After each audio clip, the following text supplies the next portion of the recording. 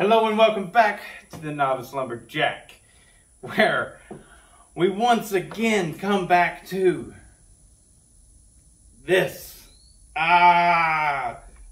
much headache this has caused. So the last update that you had on this saw right here, this is my Poulan, it's a Poulan Pro 330, which is the same thing as a Poulan 3450. I'm so tired of doing this every time, which is the smaller version of the 3750, and it's the smaller version of the 360, 380, 365. There are all kinds of stuff, but the Tim Allen bad boy saw, I am converting the Poulan Pro into my own bad boy. I painted it. I've done everything. If you haven't watched the video series, just watch the video series. So anyways, last thing I did to it was I broke it open and I saw that the piston was extremely oily. So I went ahead and continued to tear it down, and I found oil in the crankcase, which led me to believe that my oil reservoir of the crankcase was leaking into my actual bottom end where my crank is and crank bearings and things. Now it could have also been coming from the seal on this side, the main seal or the crank seal, whatever you want to call it, could have been coming from there, leaking past my oil pump and into the saw. So I broke it apart, applied the gasket. I used red durco for the actual case, put it back together. I resealed the base of the cylinder. I put a new caber ring on there. The caber ring actually is for a steel 039 piston. Let's see, what else can I tell you? I cleaned up around where the oil pump installs, so that hopefully it'll make a better seal there. And the last thing that I have to do is remove this one last crank seal and install the new ones. The new seals are these. All right, now I'll come up to you and show you. This right here is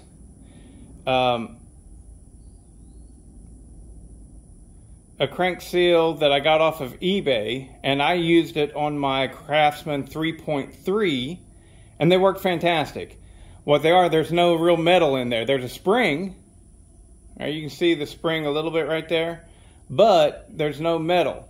Whereas these crank seals, the factory crank seals,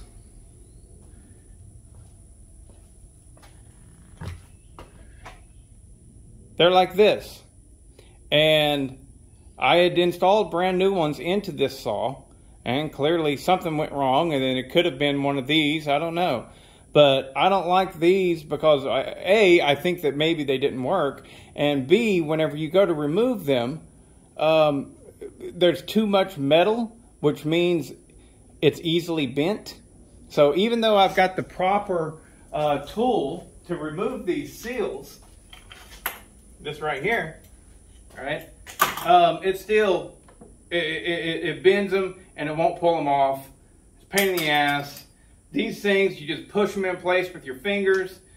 These metal ones, you got to drive it in a little harder. And so far, I have had success with these. I will actually put a link below. Well, I won't put a link because, I mean, the link can change. All I did was go to eBay and typed in the size of this, right? And all it is a 15 by 35 by 5 seal, right? So if you type in 15 by 35 by 5 crank seal, you will find these. And that's what I purchased, and that's what I'm using, and I've had good luck with them. So there's that. Let's see if we can get this last crank seal out of here, which I probably won't be able to because it's going to bend It always does with these. There we go, I'm on. I'm ready to pull it up out of there. Oh, I had already gotten this one. It was just sitting on there. Well, so that's good. Now these rubber ones, you can just slide them right down on there. It's no big deal, right? And just push it in place. But I'm so worried about this, I'm going to take it a step further.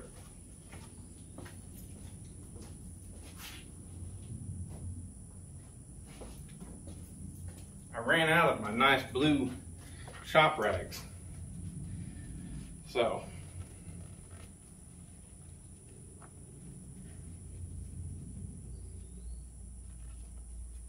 all right, got the durco here, and I am literally going to take and put some red durco on the outside of this crank seal. Now, obviously, I'm not going to do it to the inside of the crank seal, because then it would seal up against the crank and that would cause problems. Not supposed to do that. That crank needs to spin and all that jazz. Alright, just a real thin layer. I'm wiping off nearly all of it. You know.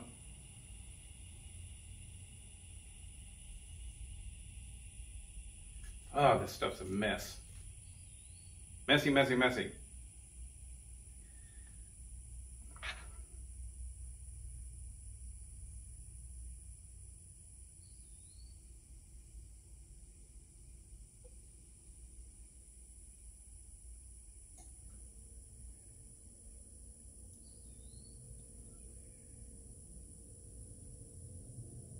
There we go. And bam, it's snugged up and nice.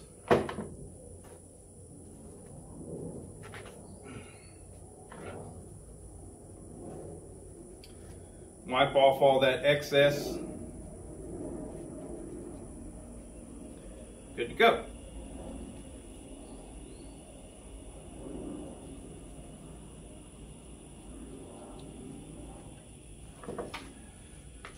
The other side, same deal. Man, I want this stupid thing to run.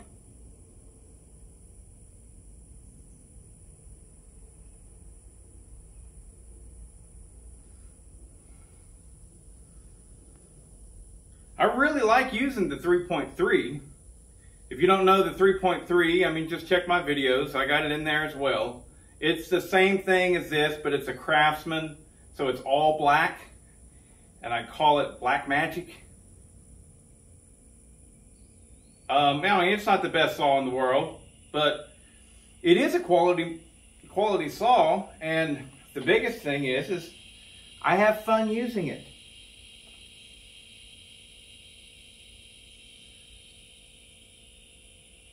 That's what this is about, isn't it? What all of us are doing. We have a job that requires these chainsaws, and then we take and we modify the chainsaws. We buy different ones. We enjoy it. It's an awesome hobby because we need to do it. Might as well have fun and use a machine that you like working with. Alright, so those crank seals are in place. Now, the very last thing to do besides wait, because I am not even going to try and start this until it's had a good full 24 hours to dry up. But the last thing to do is we find our oil pump. Where is it at? I think it's over here.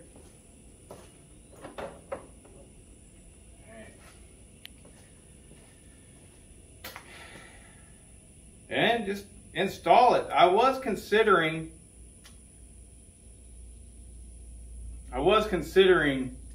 adding red durco to this and sealing it up, but the gasket's still in good shape and I don't honestly think that I need it. all it would do is create a mess. So I'm just going to install it. Oh, let's see here.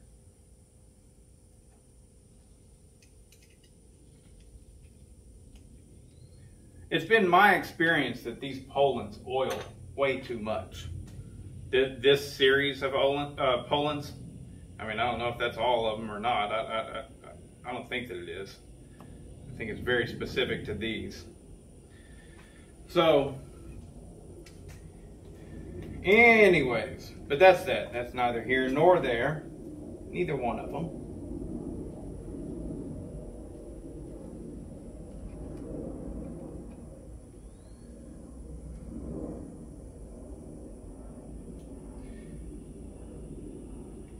Need a little wrench, ratchet, something.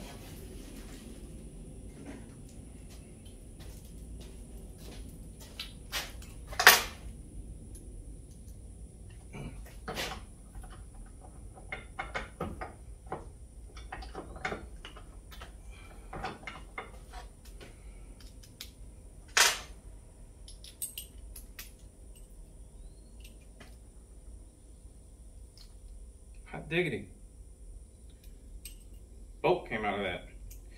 You weren't expecting there to be multiple problems, were you? Well, sometimes it happens. All right.